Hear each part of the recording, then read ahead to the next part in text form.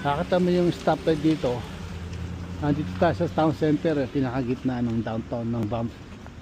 Anyway, yung pinaka stoplight nila, pwede kang pa ganon, pwede kang pa ganon, pwede kang pa ganon. Pero you have to wait for the cross sign. Kahit green light doesn't mean na pwede kang tumawid. Pwede kang magpa-criss-cross.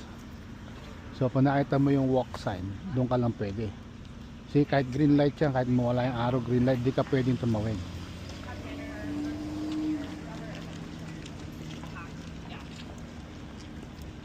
Ayan na. See, yan pwede na. Criss-cross pwede. Pag ganun pwede. Horizontal, vertical, criss-cross. That's all good. Galing ano? Oh, paalis na kami. Check out na kami yan soon. Punta na